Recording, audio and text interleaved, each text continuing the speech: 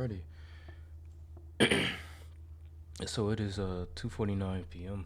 Friday, June 26th, the last tradable day of the current week, and still roughly have some time until the candle is completely over, all the way until 5 p.m. So at this current point of time, the market is still flowing, fluctuating back and forth. But I'm here to pretty much go over the trade ideas that I had for the past uh, about day and a half now, because I didn't upload a video for Friday going over that model, but I did upload uh, a video of me actually participating in taking the trade. Um, so that is something that I do want to go over first before I get into the 26 PA. What we pretty much did for the day, what it was I was looking for, what I took, and then what it did throughout the day, and I guess now how it looks like it's about to finish for the day. So scrolling all the way back up here to where I pretty much got into this initial leg of price.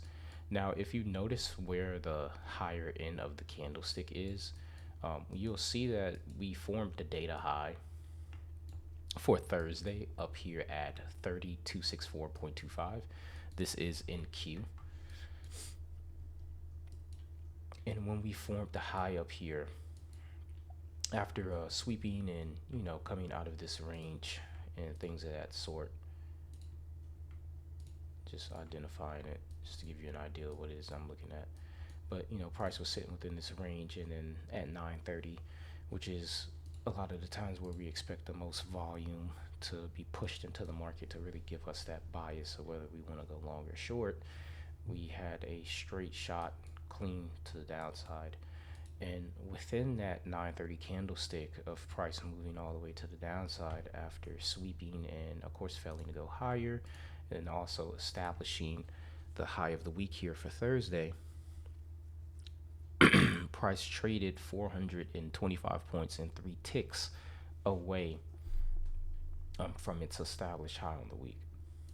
So when I seen this move again, there were certain things that I was looking at as forth as like where was price trying to go. I identified a area of consequent encroachment on the 4 hour. This is a fair value gap. Um, Honestly, I was looking for price to try to trade into that fair value gap at 3269.75, but it didn't get into it. Fell a few pips short, and still flipped over and gave off that idea of possibly filling half of this and then falling back. So it did fill half of it and it fell back. Now my entry, because a lot of the times I'm pretty much executing everything off of the M1, but I am using the higher time frame for my bias. So don't get it twisted. I'm not getting on the M1 and just executing, microscopic moves and just making random money. Like, no, everything that I'm doing is literally opposed to what the higher time frame is doing. There's no difference no matter what time frame you enter in off of. Price is fractal. The same things I'm doing here on the M1 are the same things that you're going to be doing when you're executing into a 15-minute macro or 30-minute macro, an hour macro, so on and so forth. So seeing price finally sitting within this consolidation here. Once I noticed price was sitting within that consolidation, and I know that this is a 9:30 opening and price is bearish. So with us being below this price point, I'm of course going to be looking at the lower lows and things of that sort within the trend, because I want to see the market, of course, rally to these old levels of support, areas of resting liquidity, and take them out from the higher time frame. If that's where it's based on going lower, then you just want to look at old lows. Very simple approach. It's not rocket science. You target the lows. So price remained bearish after rallying up that Judas swing that ICT would talk about a lot. So we swing higher, false manipulative move, and then we come back down, and price finally gives me the holding pattern that I need to see to get in sync. So I already entered in at 9:33, just a few minutes before the handle actually set itself up. So it retraced against me a little bit. That's my fault for entering in a little bit too early. So it retraced against me for about 51 points. Though I did not receive that much drawdown in the trade based on what I have, it was still something that could have been avoided if I would have simply just waited another 5 minutes, literally. Soon as the 935 candle opened, it retraced, formed the lower high. So how do I know it's a lower high? Very simple. This 935 candle formed the high, 936 candle formed the higher high, and then 937 formed the lower high, closing down below until the breaking of this low here on the range. So once I seen that, of course, I'm going to consider that to be a breakup structure. Price is, of course, bearish below this break, and that is pretty much the area here of where it is that I executed my short, right at this body, looking for price to break underneath this low. So I ended up putting up at risk about 41 points trading around this area, and was able to capitalize on this trader to taking it down to this area here, which was the low that we created on the day. I just noted it off as SSL because that's the nearest area where sell side liquidity is resting at 29,924.25, and that was pretty much the trade idea. So reading this out just so you can see where it reached down into. So originally this was about a 125 point target, a 1 to 3, and knowing how I trade and looking at the higher time frame, this trade ended up spanning out from my entry for about 753 points,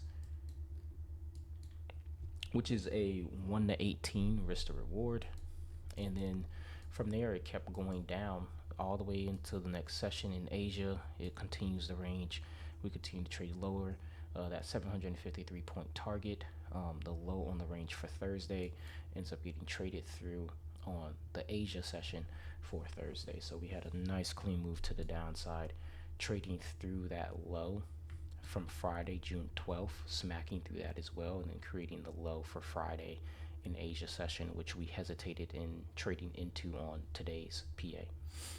So all in all, more of the story, I pretty much called out a 880 point trade idea in a tick, which is a 1 to 21 risk to reward, risking 50 points, no more than that.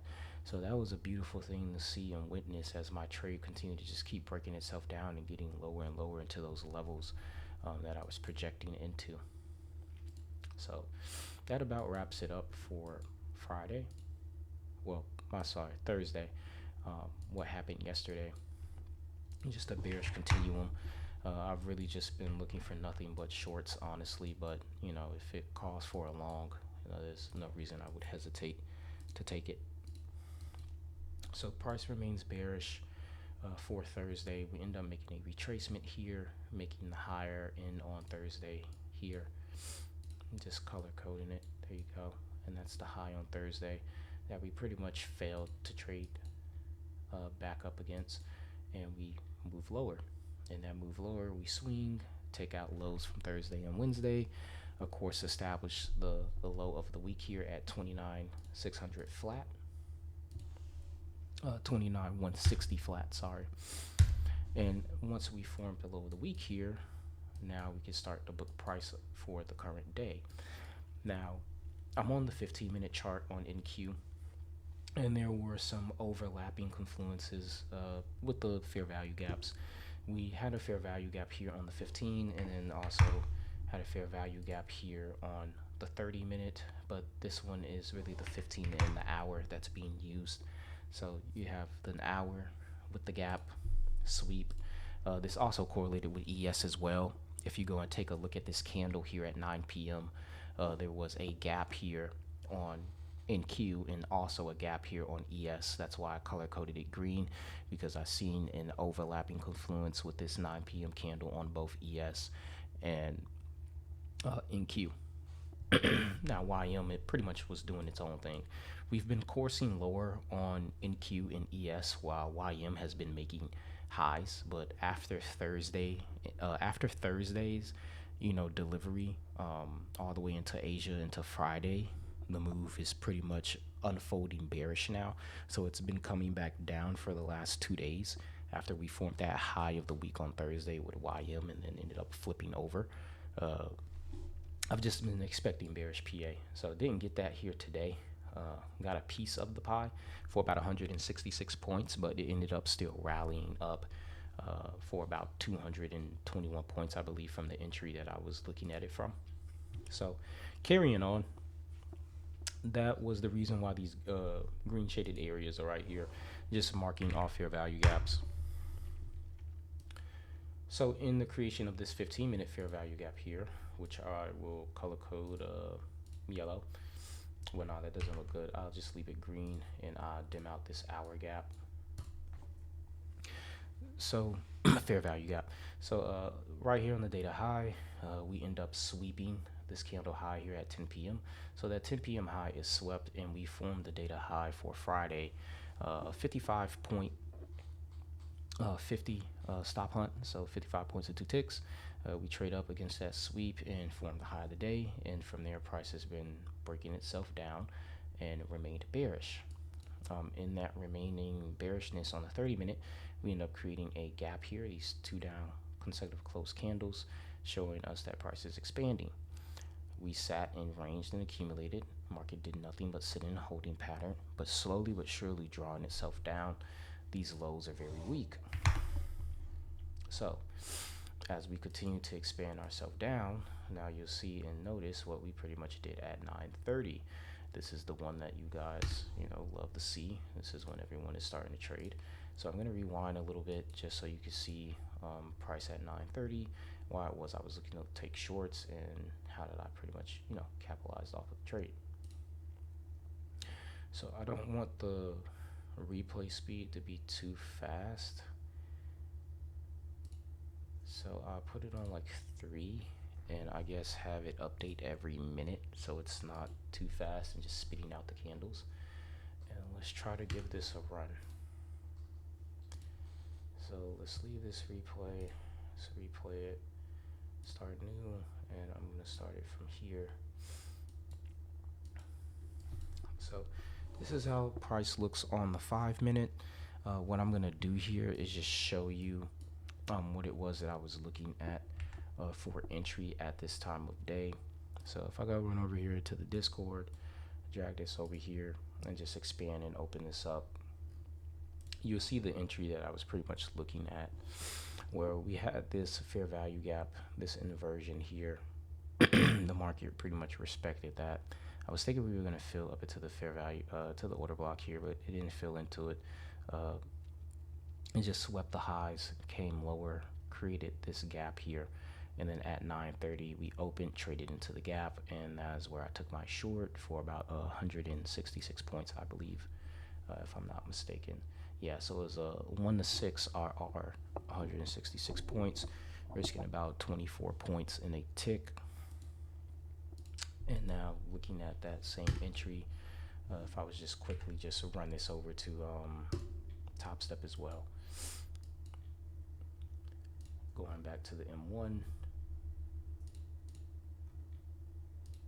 really just leaving it on where I found the fair value gap into that IFVG. So right here on the 15-minute chart, that gap was identified. We ended up trading up into that gap, and then when I got in on the lower time frame, ended up having that inverse right here. Price had that inversion gap, and then we ended up selling off right here on that 9:30 stick. That is why I wanted to take it lower. It's gravitating into the low of the week, but it ended up hesitating to taking that low out. So what I did was got out underneath the sweep.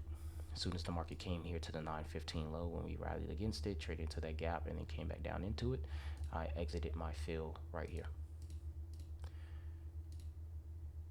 Because if the algorithm is going to flip and seek higher prices, the best way that you can get out is to exit underneath the stage low.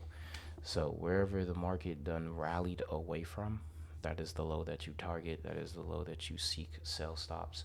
You exit out of your selling position and you have an expectancy that you will see a new underlining placement of longs being loaded into the marketplace.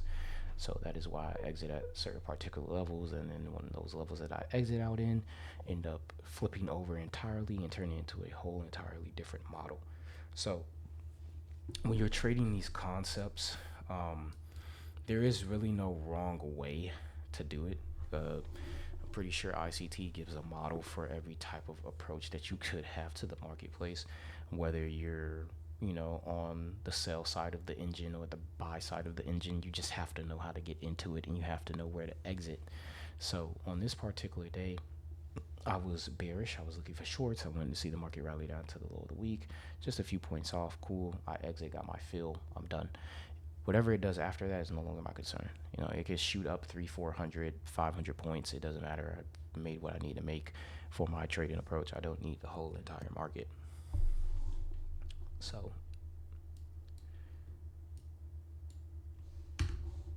closing that off, coming back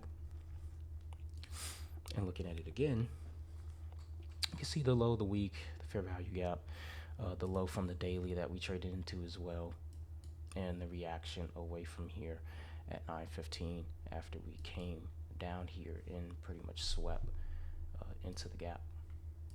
So right here, price sweeps, and this is being done on 5M. We trade out to the gap, we trade through it, come down here into the lowest body close. It doesn't trade into it off this initial run. So we come up. I'm just trying to help you guys see the trade. So we sweep, lower high. What did the market do? Create an IFVG.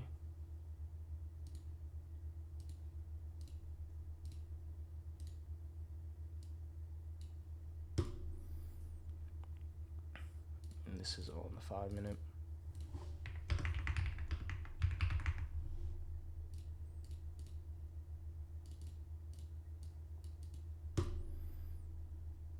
Right here at 9:30, we open right into the IFVG.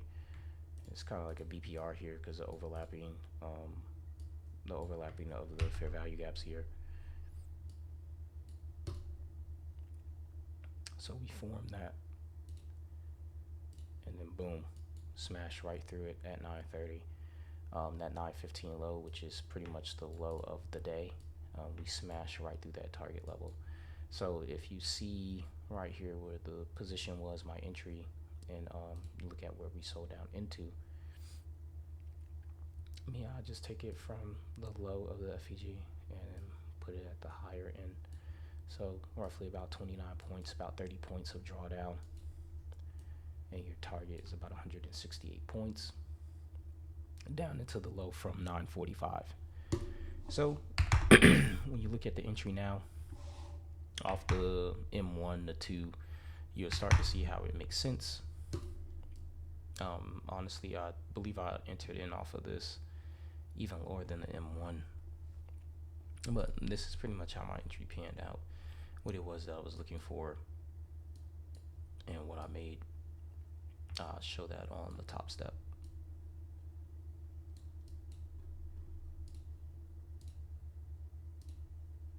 Second, playing around with colors. I know I have the habit of doing this,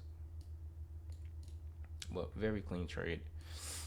Taking it down here to this low, and then it ended up sweeping, and that was pretty much it for the model. That was done after that. It started to go long. So I don't have access to like any 30-second charts or anything on TradingView, though I do have the premium version of it. A lot of times the good entries and things of that sort that I can identify are really on here, because you have access to the 30-second chart and things of that sort. And I really do feel like the price action and things of that sort on a Top Step looks a lot better than it does on TradingView. Just TradingView looks a lot cleaner because of the marking ups and things of that sort. So that is the entry. See what it looks like on Top Step. And then On the 30-second chart, the reason why I'm on the 30-second chart is because you can really see the entry model a lot clearly on the 30-second chart. Notice how we ended up getting the sweep. When we come up, we sweep 930, we're bearish above. We're bullish above if the 930 trades above the open. It comes back down below the open, which is the area of where we had our entry model. And once price got back above the open of 930, it's just crazy how these areas within time and price just play into each other. But 930 open.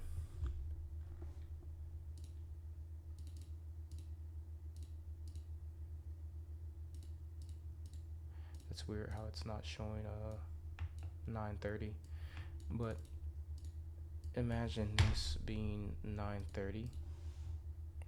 There we go. So imagine this pretty much being 930 and we're below the open. Price comes down and it continues to break. How do you know it's breaking? The volume. We're trading through it. Price continues to break itself down. The lows are pretty much getting attacked here. I'm not drawing a trend line, I'm just showing where the area of interest for liquidity is.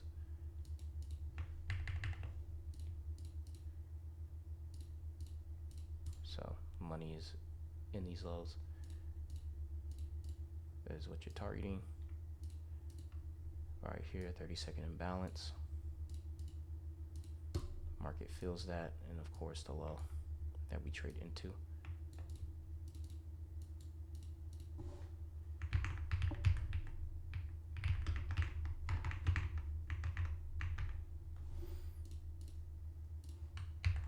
At 29 to 11.25, and this is where you get your fill and you're out of your position. And then from there it started to chop up, rally itself back up, went long. This right here was pretty much the entry model. Once we came back above this candle close, it signaled a buy in the IFEG, gave you a retest and shot up, came here into another IFEG. This is where I got in. So after I took the short, I got in for a long here, right here in this range. I took the buy once it went ahead and came down, retraced and broke. Once I got in, set my stop at break even because I thought it was about to just explode. Came back down, stopped me out in profit, and then shot up to the moon. So it was definitely something that I could have capitalized off of, but it was cool with me being able to make what it was that I made on the day. So I already locked myself out and things of that sort for the day because I only take 1 or 2 trades really. But up 6,118 on the P&L, 60% hit rate because I just been honestly scaling very aggressively, but just taking my trades. But profitability on the day is very nice. I win majority of my trades that I do take on the day. So about 9 times out of 10, I am right on a particular, case study when I'm looking at price. Just depends if it wants to give it to me or not. But that's everybody's situation. But for the most part, pretty much accurate. Had a steady curve in the P&L. No horrible bad dips. It's been pretty consistent going up, even with me taking lots of risk, trading max cons, and maybe 1-2 minis if I can, catch a good trade off of that, which I have been. So last week, only lost about 1.8% of the account, and then this week, same approach, same entries, same risk, making 3 to 4%. So made 8,000 for this week, and yeah. So eval's only $3,000 away from being passed, and then they'll go into an express, and I'll get some more.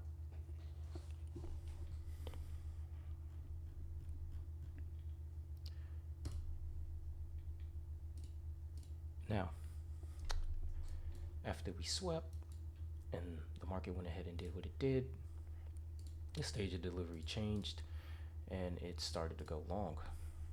So right here, notice how it hesitated going higher.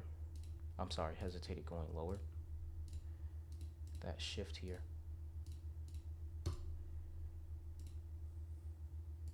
It's failing to get underneath that old low and continuously stacking to go higher.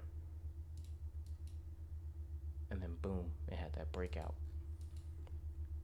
Now this is why I have the daily candlestick here, because they'll literally show you the entries. Right here, the low of the day, the target, our fill. And after the market wicked out and started to accumulate going up, it gave us an entry back above 930. You also have to keep in mind, where midnight opening price is and things of that sort. We're back above midnight opening price as well. It's already being delineated off of the PO3 candle, but for those of you who maybe don't understand what it is that I'm saying, drag it out all the way here, make this line orange, thicken it, and drag it out to the right. So this is the midnight opening price line. You're above the orange line, you buy. You're below it, you sell. Simple as that. So we come back above midnight opening price and the market expands. Honestly, I did want to take the buy after initial break, but I made so much money off of the sell, I didn't want to give up any of my profits. So I kind of watched it for a little bit, and then once I seen it actually happening, I kind of flow mode myself into it in a proper way. I didn't chase it. I waited. So it ended up doing that and trading higher on the day, and just kept expanding, and got up into Friday's high, that data high that we previously stop hunted. And that was all she wrote for Thursday and Friday. So that was pretty much what I had seen on the marketplace for the day. The reason why I took the trade, why I was looking for shorts, what I capitalized off of, and yeah, what I made. So I hope you guys enjoyed the video, and I'll see you on the next one.